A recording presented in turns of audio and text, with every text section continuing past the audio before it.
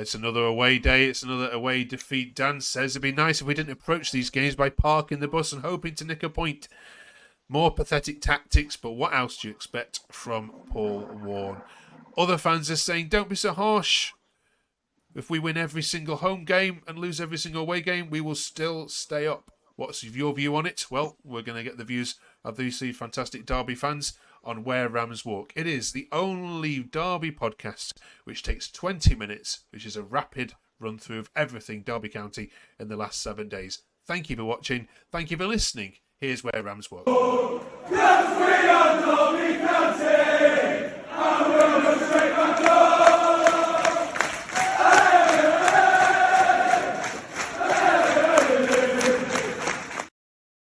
Oh, it's the same old pattern, isn't it? Win at home, lose away. And we've got Peyton, Darren and John back to review all of that. And also on the channel, or also across the network this week, we are asking, of course, about that last game against Sheffield United. We're going to look at right-backs. We're going to talk about how secure is the gaffer, because we're coming up to Sacktober. And we're going to put Peyton under the spotlight and ask him about his beginnings with Derby County, and lots to talk about. And we've got a Norwich fan waiting to talk about just what sort of shape Norwich City are in, because that's the next game, of course. So lots to get through. Let's kick it off this week with John. John, how did you rate that performance in Sheffield? First off, I thought we were comfortable in the game. I liked the cuteness how we approached it. We slowed it down when we needed to, very cleverly. Everyone was just like playing the part in that, which was quite cute. We're getting into Jerry Yates up top. I think we were trying to link up play. But half time, I was happy that the way it was going. Second half, typical Chris Wilder sider, very aggressive on the front foot. They became compact. Took the game to Derby. They stopped that threat from Jerry Yates coming in by tightening up between the spaces. They deserved the win. Ben Hamer was Gus Hamer or Ben Hamer? Gus Hamer is quality player. They deserved to win that game, no doubt. Second half, I don't think we had a shot. But I will say, looking at the away record, we've probably had the hardest start in the league. I think we've played everyone in the top 8, and it doesn't stop on when we play Sunderland on Tuesday night. So the only thing I'd argue with tactically is I think we need to look. I don't think the one up top works away from home. I think we need to go 5-3-2. I think we need 2 up top away from home, in my opinion, to get us higher up the pitch. But we deserve to lose on Saturday. And to be fair, it was a good goal that beat us, because again, Zetterstrom was class on Saturday. Pulled some great saves off, but again, it puts pressure on at home. But we're sitting mid-table. We're mid-table. I think we can improve. We're working to improve all the time. But the best team won on the day, and fair play to Sheffield United on the day. Right, very good summary. Yeah, 3 wins out of 6 ain't bad, is it? Especially for a newly promoted side. Darren, anything much to add to that? We'll look at some of the takes on social media in a second. What about this parking the bus bit, Darren, for you? Fans are a bit fed up of it now. People want to see a little bit more positive approach away from home. Where do you stand on that? Yeah, well, this is the thing that's going to probably annoy us all season, because, and John said it himself, it's, you go from the high of everyone praising Paul Warne like he's a tactical genius when we win for, playing defensively, and then everyone that gets on his back because we lose for playing defensively. This is why, I said this really early on. I think Paul Warne's position amongst the fans, I don't think his position's tenuous with the ownership. We'll talk more about that in a minute. But the fans are going one way, then they're going the next way. I agree with John. I thought John said it well. I think first half they look fine, but Sheffield United are a quality team. They've come down from the Premier League. They've got quality players. They've beaten Watford, who we lost against. They've beaten Hull 2-0 away. That's not easy to go to Hull. So, you said it. We've won 3 out of 6. That's realistically where we probably are. We've got to be realistic here. Okay, Peyton, have a look at the other one here. 1884 Rams, thanks for this, says honking away from home again. Warne ball just doesn't seem to translate well on the road against better quality opposition, especially when we go behind. We have zero creativity, and we just hope our home form remains impressive to keep us above the dreaded line. Is it honking, Peyton? I mean, you travel to these games, I know. Is it awful to watch in the stands? No, I think they're all talking rubbish. I think we lost to arguably the best team in the league on paper. They've just come down from the Premier League. They've signed Callum Elder, who was wanting like 30 grand a week to go to play in the Premier League. What are we going to do against Premier League quality players with a League One side, arguably? Realistically, we're where we should be. We lost 1-0 to a really good side thanks to a free kick. And had we had one man in the wall who was a bit taller and had the players jumped, that might not have gone in and we would have got a 0-0 draw. 0-0 draw against Sheffield United. No one would have complained about that, and they would have been hailing Warne as a genius again. We're going to lose away to the big teams. We're going to lose at home to the big teams. It's going to happen, and we're going to be frustrated. But 3 wins out of 6 is perfect. Everyone would have taken 3 wins out of 6 at this point of the season. We're still like 10th in the league or something like that.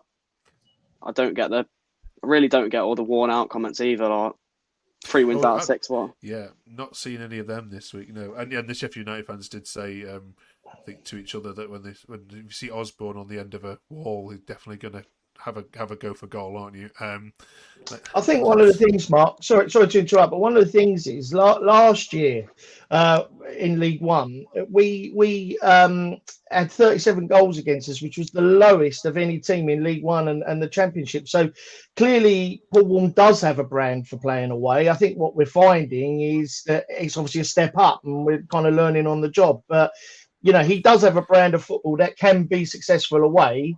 But John said, we've come up against quality opposition. So, I don't think there's panic alarms yet. Okay. What about this one? This is what happens when you play harness as defensive midfielder. Is that harsh, John? It's harsh because, to be fair to him, you're 1-0 down, 20, 25 minutes to go. You're just going to try and do something different, change it up. Admitted I'd have liked him higher up the pitch, but I always said you got 10, 20 minutes to go. We spoke in the past about creating that impact. And to be fair, honest, when he got on the ball, looked tidy when he got on the ball yesterday. And he did try and change it up and make things different. But it's full. Do you know if it comes off, it's a tactical. It's a tactical genius. If it doesn't come off, everyone moans. So. It's Harness ain't going to be playing there all the time. I just think he was just trying to switch it out, change it up a little bit, see if we get back in the game. Really. If I can say something quick, that's a bit of a joke because there's a guy. He's got his own thing where he's a former analyst at Derby, and he said that we should replace David Ozo with Marcus Harness, and everyone went mental about it, calling him all these kind of things, being very mean to him, and the whole week that it happened, and then he came on and did exactly what he was going to say he was going to do, is playing more in the 10, and everyone was just still giving him stuff for it. It's a bit unfair, but there were positive substitutions. He changed it up. I mean, if it's not working right, I'd rather. I know it sounds daft, but you 1-0 down with 10 minutes to go. I'd rather go for it and lose 2-0. That's the position I think we're in.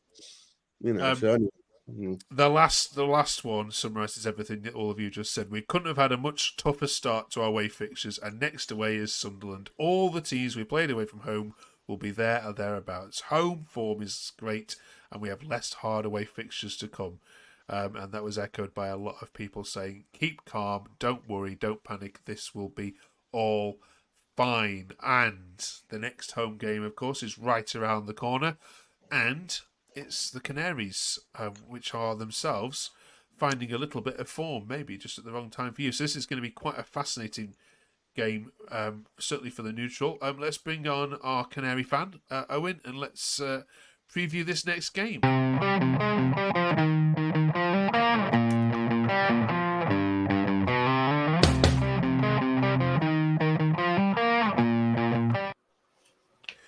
Welcome, Owen. How are you, fella? I'm good, thanks. How are you guys? Yeah, we're all good. You've been listening to what the Derby fans say there. Yeah. How do you think you cope against a Paul Warne side? You've been playing some lovely stuff against Watford. Yeah, we have. It was fabulous at the weekend. But listen to how stable you are at home. I do think it might be a bit more difficult than I previously thought.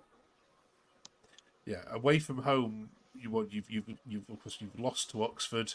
Of course, they're very famously. How have you looked when you've been away from Carrow Road? Our last match away was Coventry. We got a win, and that's not anything to cry about. It is still quite impressive. It's Coventry. They're a big team. So, yeah, hopefully we can bring that into this game. Peyton, at home, I'm going to presume you're going to carry on playing as you have been, and you're going to let Norwich have lots of the ball. Do you see any reason to change at all this weekend?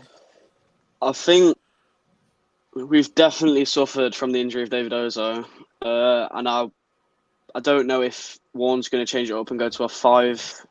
Maybe bring Nat Phillips in, not drop Curtis Nelson as well. He didn't have a great game on the weekend, but I think we're gonna play counter-attacking football, and we're gonna hit them on the break. And if they've got Shane Duffy at the back, we'll be laughing, because he is not getting anywhere near Mendes Lang when he's on a run, and he's not getting any closer to Caden Jackson either. So I feel like it's going to be a very interesting game to watch, and I feel like we're just going to keep up our form at home and just scrape like a 1-0 win or something. Owen, will it suit Norwich to have lots of the ball? And has Peyton got a point about Duffy? For the most part, yeah, we should be okay with the ball. It's what we like to do: control it a bit, play it amongst ourselves. But yeah, you are right about Duffy. He's not the best. He has stepped up in the last couple of weeks. I will say that, but he is still a bit of a liability. That's why hopefully we can shift it more to Jose Cordoba to take that job. Okay, all right.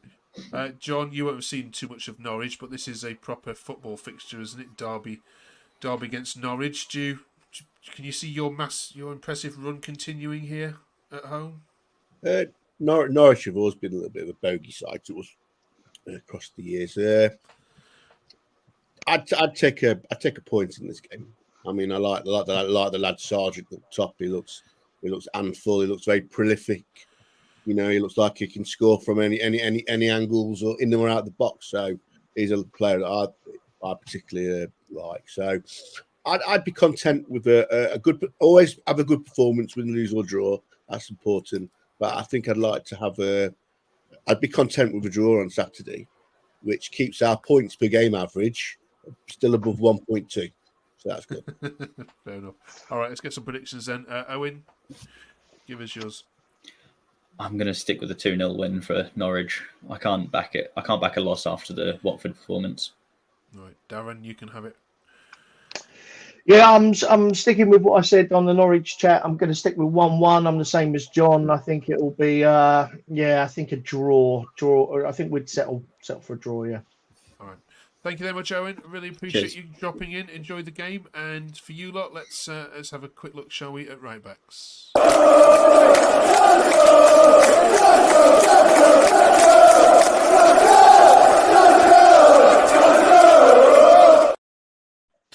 So this is what transfermarket.com currently says. I know not all of these will play in this position, but Peyton, in terms of strength and depth, where do you put your right back as a position of worry, or no, we're all right? I think right back's probably our best position. I think Ryan Nyambi is an absolutely quality player. He can play really well in a 4.